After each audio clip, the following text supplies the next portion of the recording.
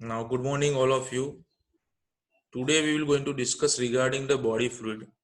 What is body fluid? How much amount of body fluid is present, and what is the importance of body fluid? If body fluid will reduce, how body will going to manage for restoring the body fluid?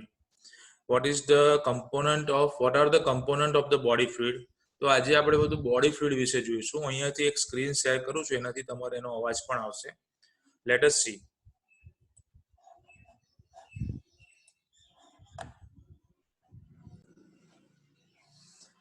So, introduction to body fluid. The fluid in your body are composed of water and dissolved substance, including electrolytes, which are crucial for body function. જે શરીરમાં જે fluid છે એની અંદર water છે plus એની સાથે additional dissolve substance છે, જેની અંદર ઇલેક્ટ્રોલાઇટ કોને કહે છે? Sodium, potassium, magnesium, calcium. આ બધા પોઝિટિવ અને નેગેટિવ આયન્સ છે, એને ઇલેક્ટ્રોલાઇટ કહેવાશે. which are crucial for body function, જે બોડીના ફંક્શન માટે બહુ જરૂરી છે. Let us see about the body fluid.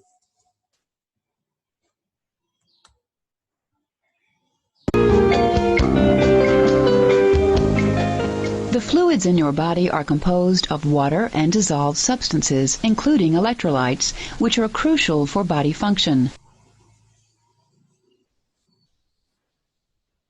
Your goals for learning are to list the general functions and importance of water and electrolytes in the body, to identify the fluid compartments and the relative concentrations of electrolytes within those fluid spaces. Here's what you need to know: the definition of osmosis, membrane transport mechanisms. To see definitions of terms, click the bold red words. Now, what we will going to study in this chapter? To list the general function and importance of water and electrolyte in the body. પાણીનું અને ઇલેક્ટ્રોલાઇટનું આપણા બોડીમાં શું મહત્વ છે અને શું કાર્યો છે એ આપણે જોઈશું. To identify the fluid compartment and the relative concentration of electrolyte within these fluid spaces. Fluid compartment કયા કયા છે અને એમાં ઇલેક્ટ્રોલાઇટનું કોન્સન્ટ્રેશન કેટલું છે તે આપણે જોઈશું. આના માટે તમને ખબર હોવી જોઈએ ઓસ્મોસિસની ડેફિનેશન, જે ઓલરેડી તમે ભણી ગયા છો. Water molecule are moving from its higher concentration to its lower concentration in a two different solution by a semi-permeable membrane. Membrane transport mechanism એટલે કે સેલ મેમ્બ્રેન ઉપર જે પ્લાઝમા મેમ્બ્રેન ફોસ્ફોલિપિડ બાયલેયરનું બનેલું છે, જેમાં ચેનલ છે, જેની અંદર લીક ચેનલ છે, વોલ્ટેજ રેગ્યુલેટેડ ચેનલ છે, કેમિકલ રેગ્યુલેટેડ ચેનલ છે. Molecules are moving from higher concentration to lower concentration, diffusion છે, એક્ટિવ ટ્રાન્સપોર્ટ છે. આ બધી વસ્તુઓ છે, એક્ઝોસાઇટોસિસ, એન્ડોસાઇટોસિસ. આ બધી વસ્તુઓનું નોલેજ તમને હોવું જોઈએ. તો let S C about this chapter. We will start the body fluid and its compartment. We ingest water and electrolytes through the gastrointestinal tract. To see the movement of fluids through the gastrointestinal tract, drag the glass of water to the figure's mouth. We ingest water and electrolyte through the GIT, gastrointestinal tract. એટલે આપણે આ ગ્લાસમાં પાણી ભરેલું છે એને અહીંથી લઈ જઈએ છીએ, તો એ કેવી રીતે એબ્સોર્બ થશે અને કેવી રીતે વર્ક કરશે બોડીમાં તે જોઈએ આપણે. ગ્લાસને લઈ જઈને મોઢા સુધી લઈ જઈએ છીએ આપણે.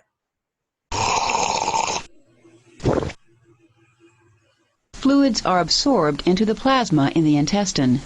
The fluids circulate within the plasma, bathing the cells in the body.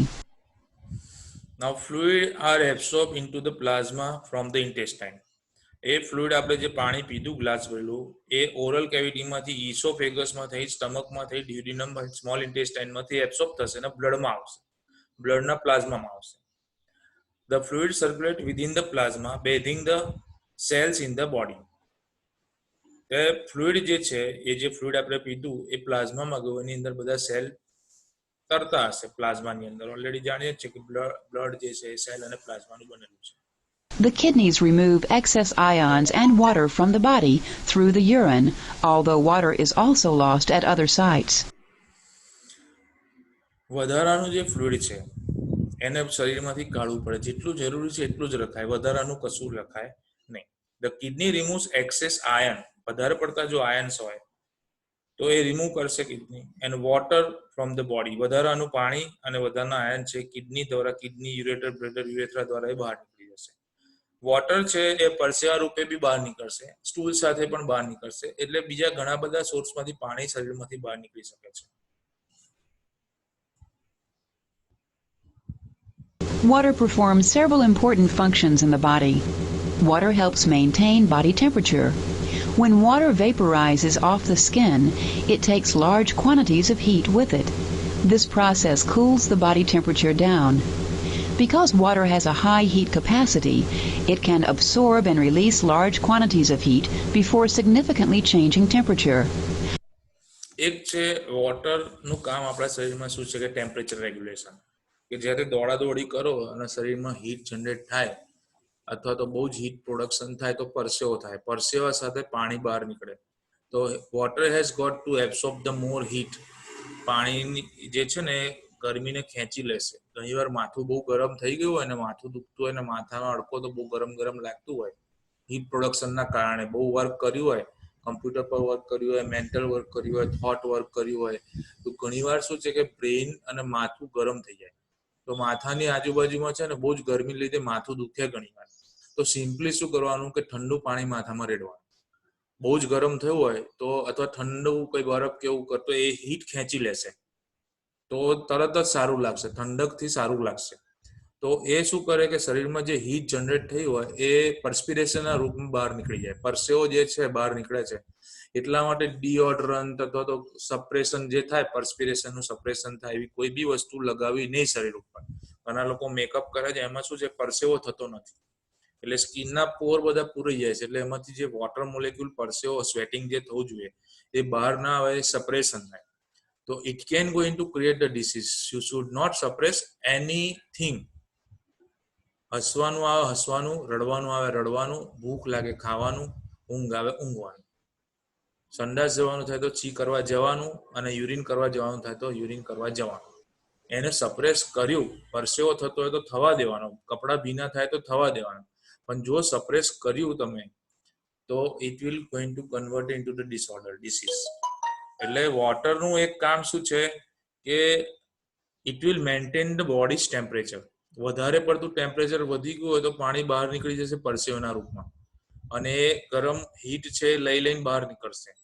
એટલે બોડીનું જે ટેમ્પરેચર આપણું નોર્મલ ટેમ્પરેચર છે એ મેન્ટેન થયેલું રહે. Our bodies are composed of 50 to 70% water, and that large percentage of water holds heat in the body and helps prevent fluctuation in body temperature. 50 થી 70% પાણી આપણા શરીરમાં છે અને પાણી જે છે એ ટેમ્પરેચરને એબ્સોર્બ કરે. એટલે 50 થી 70% જે છે પાણી એ બોડીનું ટેમ્પરેચર મેન્ટેન કરી રાખે છે, જેના કારણે બોડીનું ટેમ્પરેચર અપ એન્ડ ડાઉન થતું નથી. એકદમ ટેમ્પરેચર લો થઈ ગયું, એકદમ ટેમ્પરેચર હાઈ થઈ ગયું એવું થતું નથી, કારણ કે 50 to 70% વોટર જે છે બોડી ટેમ્પરેચર મેન્ટેન કરી રાખે છે. Water acts as a protective cushion in amniotic fluid and cerebrospinal fluid. એક પ્રોટેક્ટિવ કુશન એમનિયોટિક ફ્લુઇડમાં પાણીનું પ્રમાણ હોય, બેબી જ્યારે ગર્ભમાં ડેવલપ થઈ રહી હોય ત્યારે એની અંદર એમનિયોટિક ફ્લુઇડ હોય, એની અંદર વોટર કન્ટેન હોય. It will act as A protective cushion, એક પ્રોટેક્શન તરીકે વર્ક કરશે. બીજું સેરિબ્રોસ્પાઇનલ ફ્લુઇડ, CSF. સેરિબ્રમ એટલે બ્રેઇન અને સ્પાઇનલ કોર્ડ, એની અંદર 3 લેયર છે, પાયા ડ્યુરામેટર, એરેગ્નોમેટર. એમાં વચ્ચે છે ને ફ્લુઇડ આવેલું છે, એ ફ્લુઇડને કહેવાય સેરિબ્રોસ્પાઇનલ ફ્લુઇડ. એની અંદર પણ વોટર કન્ટેન્ટ છે. It will help in a protection as a protective cushion.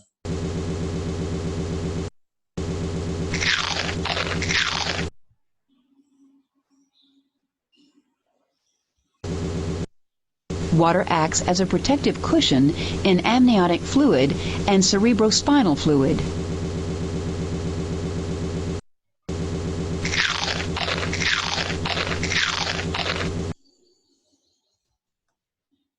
Water is the reactant for hydrolysis reactions that occur in the body. Water એટલે H2O એ રિએક્ટન્ટ છે. હાઇડ્રોલિસિસ કરવા માટે તમે આપણે મસલ ફિઝિયોલોજી ચાલ્યું એમાં એટીપીનું હાઇડ્રોલિસિસ છે કોનાથી થાય છે? વોટરથી થાય છે. H2O આવે તો એટીપીનું બ્રેકડાઉન થાય એન્ઝાઇમની હાજરીમાં, તો it will act as a reactant. અને water act as a lubricant also. Click the water molecule to start this process. જો રિએક્શન કેવી રીતે કરશે, અહીં નીચે સ્ટાર્ચનું મોલેક્યુલ મૂકેલું છે અને વોટર મોલેક્યુલ છે સ્ટાર્ચ સાથે સંપર્કમાં આવીને કેવી રીતે રિએક્શન કરશે તે જુઓ.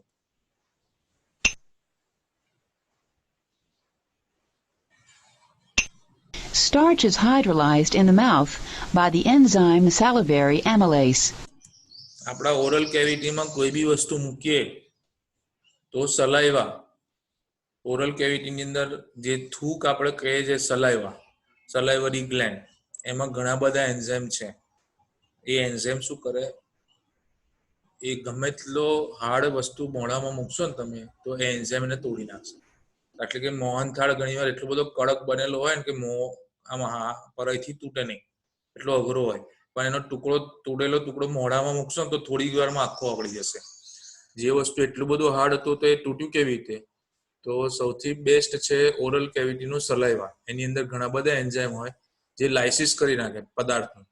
ઘણીવાર મોબાઈલની સ્ક્રીન છે ને ખરાબ થઈ હોય ને તો ઘણા લોકો ઇથેનોલ લગાવે, આ લગાવે તે લગાવે, પણ ઓરલ કેવિટીથી થોડુંક આપણે સલાઈવા લો એટલે થૂક અને સહેજ આમ ઘસી કાઢો અને લૂછી કાઢો તો ગમે તેટલા પાર્ટિકલ હશે ઉડી જશે, કારણ કે એની અંદર એન્ઝાઇમ હોય છે.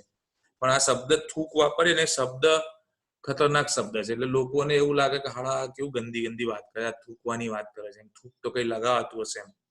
પણ એ જ વસ્તુને તમે એમ સિસ્ટમેટિકલી કરો કે કાઉનું મિલ્ક, કાઉનું યુરિન છે તો આમ પેશાબની વાત કરો કે યુરિન આમ તેમ તો અઘરું, પણ એને જ્યારે મેડિકલ ટર્મિનોલોજીમાં સરસ રીતે બોલવામાં આવે કે I have got the one product which has got the lots of enzyme which has got the capacity to destroy the heavy particles, it will destroy the greasy material, that type of chemical. એ બીજું કંઈ નહીં પણ oral કેવિટીનું saliva. So saliva has got the lots of enzyme. So water molecule added to the bond between the glucose unit in the starch. આ નીચે starch molecule છે ને એમાં H2O એડ થશે.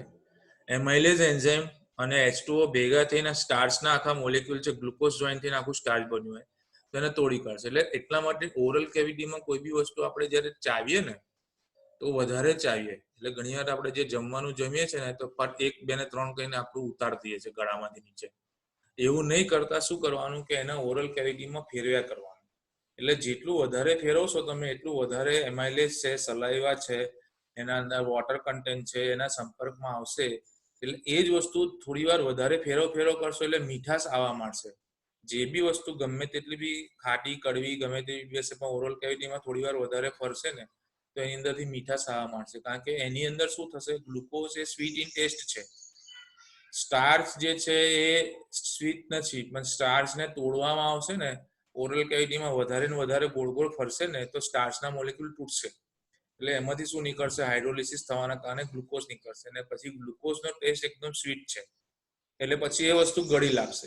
એટલે જ્યારે બી તમે કોઈ બી વસ્તુ જમવા બેઠા હો તો કોળિયો લીધો મોઢામાં મૂક્યો તો એ મોઢામાં લગભગ એને 15-20 વખત ચાવવાનો, 1, 2 ને 3 કહીને ઇસોફેગસમાં ઉતારી નહીં દેવાનો. જેટલું વધારે ચાવશો એટલા પાર્ટિકલ એના ઓરલ કેવિટીમાં તૂટશે, એટલું ડાયજેશનનો પ્રોબ્લેમ નહીં થાય. ઇનડાયજેશનનો પ્રોબ્લેમ ઘણા લોકોને હોય છે કે ડાયજેશન નથી થતું, તો એ છે ને ઘણીવાર ઉતાવળે ખાતા હોય છે. એક બાજુ મોબાઈલ ચાલતો હોય, એક બાજુ લેપટોપ, એક બાજુ કોમ્પ્યુટરમાં જોતા હોય કે ટીવી જોતા હોય, ફટફટ 1, 2 ને 3 મોટા મોટા હાથમાં એ કોળિયા મોટા લઈને 1, 2 ને 3 ઉતારી દેતા હોય છે. તો એને ખાધા પછી બી સંતોષ નહીં થાય અને એ જે જમવાનું અંદર ગયું એનું ડાયજેશન પ્રોપરલી નહીં થાય, એબ્સોર્પ્શન નહીં થાય અને બીજું શું છે કે કોન્સ્ટિપેશન થશે. જેટલું વધારે ચાવવામાં આવશે તો ચાવવાની જે પ્રક્રિયા ઓરલ કેવિટીથી ચાલુ થાય છે તો જેટલું વધારે મોઢામાં મૂકીને ચાવ કરશો તો એનાથી ઇફેક્ટ ઇસોફેગસ પર આવશે, ત્યાંથી સ્ટમક પર, ડિયોડિનમ પર, સ્મોલ ઇન્ટેસ્ટાઇન પર, લાર્જ ઇન્ટેસ્ટાઇન પર ને પેરિસ્ટાલ્સિસ મુવમેન્ટ પ્રોપરલી ચાલશે. બીજું જેટલું શાંતિથી બેસીને ચાવ કરે એટલું મન શાંત રહેશે. ઉતાવળીઓ, ઉદ્વેગ, જલ્દી પતાવી દો, ઊંચું મૂકી દો એવું સ્વભાવ નહીં આવે. ગાય જેવું સમજો ને, ગાયને ક્યારેય કબજિયાત થતી નથી, કારણ કે ગાય બેઠી ચાવે જેટલું બધું ને એની અંદર જે ચાવવાની જે પ્રક્રિયા છે એટલી બધી ચલાયા કરે છે તો ક્યારે બી ગાયને છે તમે જોજો કોઈ દિવસ ગાયને કબજિયાત નહીં થાય. પણ જે આ કૂતરું છે એ ઉતાવળ્યું, એક કામ પૂરું ના કરે બીજા એનું મગજ જતું રહે.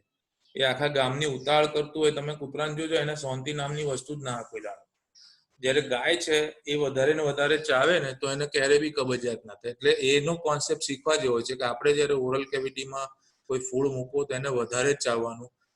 મારું વધારે કોઈ લઈ જશે, પૂરું થઈ જશે, પેલો વધારે ખાઈ જશે, મારી જોડે નહીં રહે, એવા બધા જે ભાવ હોય ને એ ભાવના લીધે ઉતાવળ કરી અને બધું ફટાફટ લઈ લે.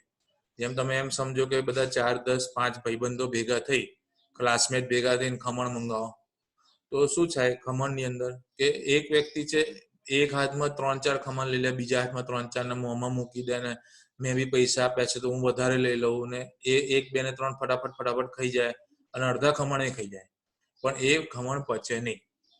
જે શાંતિથી બેસો, જેટલું બી ફૂડ તમારા હાથમાં આવ્યું, ઓરલ કેવિટીમાં ગયું, એને બરાબર ચાવો તો શું થશે કે એનો સ્વીટનેસ કેવી રીતે આવશે કે હાઇડ્રોલિસિસ થશે. ત્યાં આગળ વોટર છે, એમાઇલેઝ છે, એ એને બ્રેકડાઉન કરશે અને એનો ટેસ્ટ પણ સારો લાગશે ને જેટલું બી ખાવાનું અંદર ગયું છે એનો એક અહેસાસ પણ તમને સારો રહેશે. સો આગળ જઈએ આપણે હવે. એટલે એક વસ્તુ ધ્યાન રાખજો, આજથી ઇમ્પ્રૂવ કરજો, ચાવીને ખાવું. ઓકે, આગળ જઈએ. With the help of this enzyme, water molecules are added to the bonds between the glucose units in the starch, hydrolyzing the starch to glucose. તો આ રીતે હાઇડ્રોલિસિસ થશે, વોટર મોલેક્યુલની હેલ્પથી હાઇડ્રોલિસિસ થશે. It will act as a reactant. Note that water can also be formed during some chemical reactions in the body, such as the reactions that produce metabolic water. અને ઘણીવાર H2O બહારથી જે આપણે નાખ્યું એ સિવાય પણ બોડીની અંદર જે મેટાબોલિક રિએક્શન થાય, એનાબોલિઝમ કેટાબોલિઝમ થાય, તો H2O બને. દાખલા કે ક્રેબ્સ સાયકલના અંતે 36 મોલિક્યુલ ઓફ એટીપી બને, કાર્બન ડાયોક્સાઇડ બને ને સાથે H2O બને. આવી રીતે ઘણી બધી મેટાબોલિક એક્ટિવિટીના અંતે H2O બને, એને કહેવાય metabolic water. It is known as a metabolic water. At the end of metabolic process, H2O is generated. It is called as a metabolic water. Which will be discussed in topic 2. એ ડિટેલમાં આપણે પછી જોઈએ છે. Water acts as a solvent to dissolve molecules and ions in the body. Water act as a solvent. દ્રાવણ બનાવવું હોય, solution બનાવવું હોય તો દ્રાવ્ય અને દ્રાવક બે વસ્તુ જોઈએ. Solvent plus સોલ્યુટ is equal to solution. Solvent એટલે દ્રાવક, સોલ્યુટ એટલે જે વસ્તુ દ્રાવ્ય ઓગળે છે તે સોલ્યુટ, અને આ બંને ભેગું થઈને જે બનાવે એને કહેવાય દ્રાવણ. મીઠાનું પાણી, સાદું પાણી લો, એક બાજુ એક ચમચીમાં મીઠું લો. હવે આ મીઠું જે છે એ સોલ્યુટ છે, પાણી છે એ સોલ્વન્ટ છે. મીઠું પાણીમાં ઓગાળો એટલે હવે જે બનશે એ મીઠાનું દ્રાવણ થયું, એ સોલ્યુશન. સોડિયમ ક્લોરાઇડનું સોલ્યુશન, NaCl, જેને નોર્મલ સલાઇન કહેવાય. તો water act as a solvent. You can see કે આ જે છે સોડિયમ ક્લોરાઇડ વચ્ચે બતાવેલું છે અને આ બાજુ H2O ના મોલેક્યુલ છે. તો it can mix, it can dissolve, it will attach to the sodium chloride. અને જુઓ, For example, if you eat a salty pretzel, the water in your saliva will dissolve the salt. Click a water molecule to see this process. Water is a polar molecule. When water dissolves ions, the partial negative charge on the oxygen attracts positive ions, such as sodium, and the partial positive charge on the hydrogen attracts negative ions, such as chloride. Negative charge જે છે oxygen ઉપર એ positive ચાર્જને attraction છે, negative અને positive charge વચ્ચે થશે. તો અહીં H2O જે છે તો H પ્લસ છે, 2 પ્લસ આયન છે H2O ના, અને 1 O માઇનસ છે. તો આમાં સોડિયમ ક્લોરાઇડમાં Na પ્લસ છે અને Cl માઇનસ છે.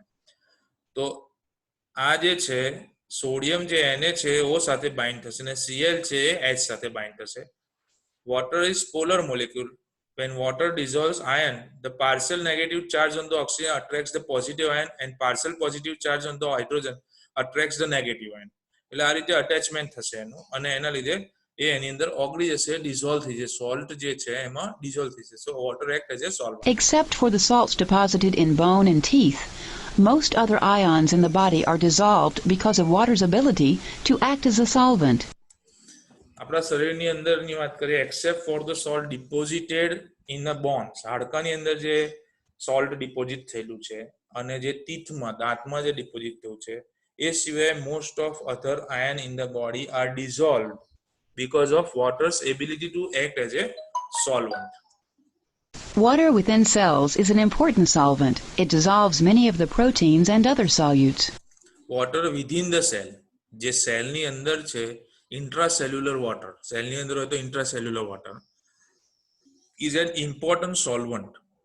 It dissolves many of the proteins and other solute. ઘણા પ્રોટીન અને બીજા ઘણા બધા સોલ્યુટ ને ડિઝોલ્વ કરી શકે છે વોટર સેલની અંદર.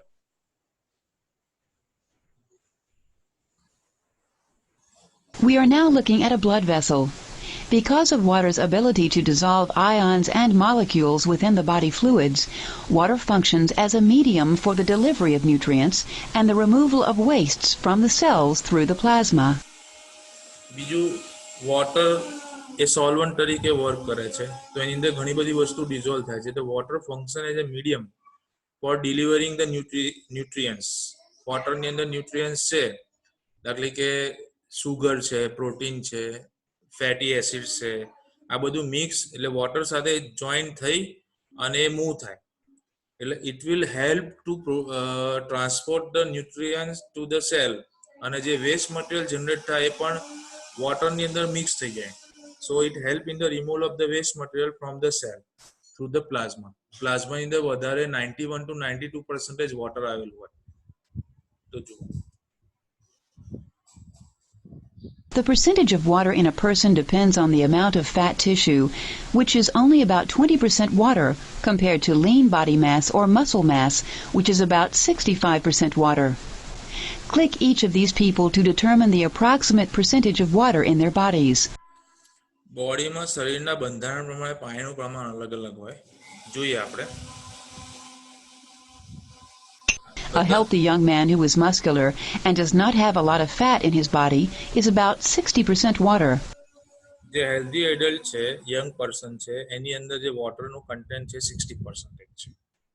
બરાબર, જેની અંદર બહુ ફેટ ડિપોઝિટ થયેલી નથી. Newborns have the highest percentage of water in their bodies. Newborn baby હોય એમાં 73% પાણીનું પ્રમાણ હોય. 50 થી 70% રેશિયો છે. પાણી જે છે, વોટરનું કન્ટેન્ટ છે બોડીમાં 50 to 70% ની યાદ હોય. હાઈએસ્ટ છે newborn બેબીમાં 73%. A healthy young woman naturally has more fat and less muscle than a man and is about 50% water. 50% water જોવા મળશે. The more fat a person has in his or her body, the less water is present. જેટલી fat વધારે હોય એટલું વોટરનું પ્રમાણ ઓછું હોય. જેટલી ફેટ ઓછી હોય એટલું વોટરનું પ્રમાણ વધારે હોય. તો જે ફેટી પર્સન છે એમાં ફેટ વધારે હોવાનું કારણે વોટરનું પ્રમાણ ઓછું 40% છે. આમાં થોડી ફેટ હોય ના હોય એવું નહીં, મેલ કરતા ફિમેલમાં થોડી ફેટ વધારે હોય, એટલે કમ્પેરેટિવલી 50% પાણી એનામાં જોવા મળશે. મેલમાં 60%, ન્યૂબોર્ન બેબીમાં 73%. અને ઓલ્ડ એજમાં જોઈએ આપણે. Older people tend to have less lean body mass and therefore contain less water. એટલે 45% વોટર હશે. Water, along with its dissolved solutes, occupies 3 main compartments within the body. Fluid compartment જોઈએ. 3 main fluid compartment inside the body. એક ઇન્ટ્રાસેલ્યુલર compartment, સેલની અંદર, સેલની બહાર એટલે બે સેલની વચ્ચે ઇન્ટરસ્ટિશિયલ કમ્પાર્ટમેન્ટ, અને એક બ્લડ વેસલ્સની અંદર ફ્લુઇડ જે છે, જે પ્લાઝમા. આ 3 કમ્પાર્ટમેન્ટ છે. ફ્લુઇડના જે કમ્પાર્ટમેન્ટ છે બોડીમાં 3 છે. There are 3 major fluid compartment. One is a plasma inside the blood vessels. Second, outside the blood vessels but in between the cell, એટલે intercellular fluid compartment or interstitial fluid compartment. Third, inside the cell, that is intracellular fluid compartment. Let us see. Intracellular fluid is the fluid within cells. It is also known as cytosol. Intracellular fluid is the fluid within the cell, that is called as a cytosol. સાઇટોપ્લાઝમની અંદર જે fluid આવેલું હોય એને શું કહેવાશે? સાઇટોસોલ. Extracellular fluid is the fluid found outside of cells. Extracellular fluid, ECF, is fluid found outside of the cell. સેલની બહાર જે જોવા મળે એને શું કહેવાશે? Extracellular fluid. એમાં બે આવશે, પ્લાઝમા અને ઇન્ટરસેલ્યુલર કમ્પાર્ટમેન્ટ. આ બે જે છે એ એક્સ્ટ્રાસેલ્યુલર. ઇન્ટ્રાસેલ્યુલર સેલની અંદર જોવા મળે એને ઇન્ટ્રાસેલ્યુલર કહેવાશે. There are 2 major kinds of extracellular fluid. Interstitial fluid is the fluid surrounding the cells. Cell જ્યારે જોડાય, બે સેલ, એક સેલ બીજા સેલ સાથે જોડાય તો વચ્ચે ગેપ હોય ને ઇન્ટરસેલ્યુલર સ્પેસ કહેવાય. એ સ્પેસમાં જે ફ્લુઇડ આવેલું એને કહેવાય ઇન્ટરસ્ટિશિયલ ફ્લુઇડ અથવા તો ઇન્ટરસેલ્યુલર ફ્લુઇડ. એ જે કમ્પાર્ટમેન્ટ છે ત્યાં આગળ એક જોવા મળશે અને બીજું જોવા મળશે ક્યાં આગળ બ્લડ વેસલ્સની અંદર પ્લાઝમામાં, જે સેલની બહાર છે. Plasma is the fluid component of the blood. Plasma એ બ્લડનો ફ્લુઇડ કમ્પોનન્ટ છે. Let's consider a 70 kilogram man. 60% of his weight, or approximately 40 liters, is fluid. Approximately 62% of the body's fluid is intracellular. Click the intracellular compartment to see the level of fluid this represents. હવે આ ત્રણ કમ્પાર્ટમેન્ટમાં કોનું પ્રમાણ કોનામાં વધારે હોય છે તે જોઈએ. એક હેલ્ધી વ્યક્તિને લીધો છે, એની અંદર 40 લીટર ફ્લુઇડ છે. સપોઝ એમ સમજો, આપણે એવરેજ જાણ્યું ને કે 50, 60, 70 ની આસપાસ હોય તો કોઈ એક વ્યક્તિ છે જેના શરીરમાં 40 લીટર ફ્લુઇડ છે, તો એમાં ઇન્ટ્રાસેલ્યુલર કેટલું, ઇન્ટરસ્ટિશિયલ કેટલું ને પ્લાઝમા કેટલું તે જુઓ.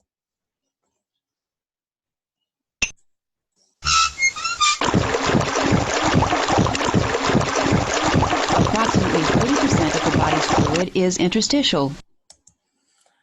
62% જેટલું જે ફ્લુઇડ છે આખા બોડીમાં એ સેલની અંદર આવેલું છે. 62% ફ્લુઇડ એ દરેક સેલની અંદર આવેલું છે. ટોટલ 100% ફ્લુઇડ હોય, 40 લીટર હોય, એના 62%.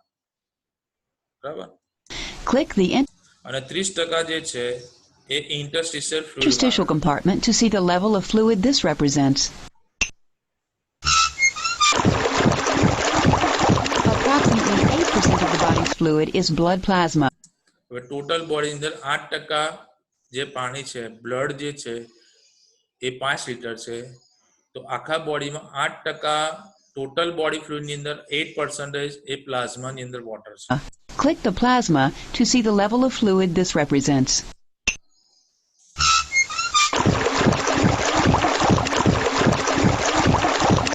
એટલે ટોટલ જે બોડી ફ્લુઇડ છે એ 40 લીટર બોડી ફ્લુઇડ હોય આખા બોડીની અંદર, તો એના 3 કમ્પાર્ટમેન્ટ હોય. એક સેલની અંદર, એને ઇન્ટ્રાસેલ્યુલર કહેવાય.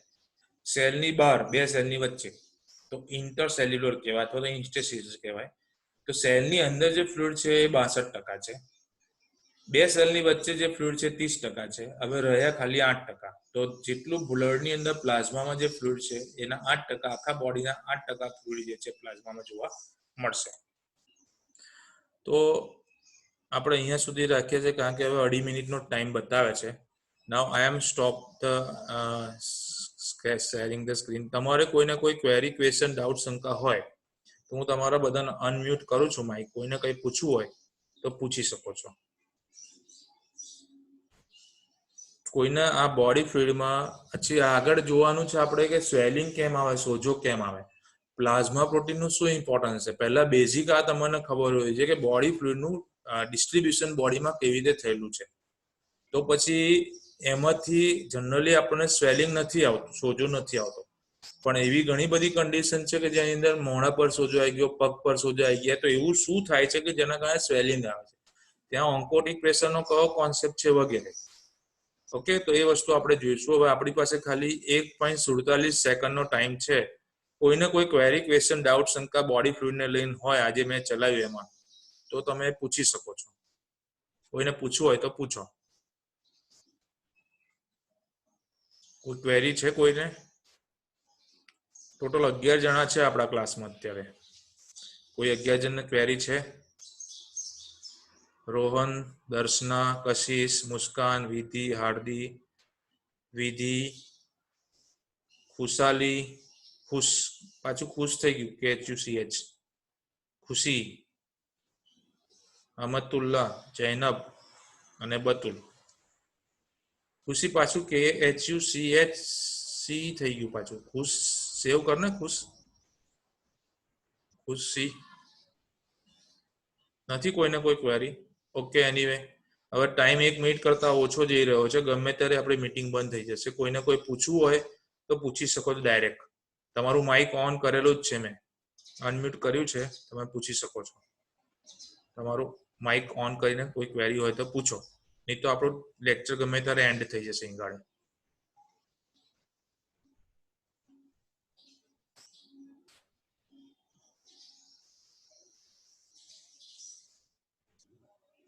બીજા ક્લાસમેટને કહી દેજો કે તમારું ઝૂમ આઈડી આ રીતે બનાવવાનું છે, નહીં તો હું એલાઉ નહીં કરું મારી મીટિંગમાં.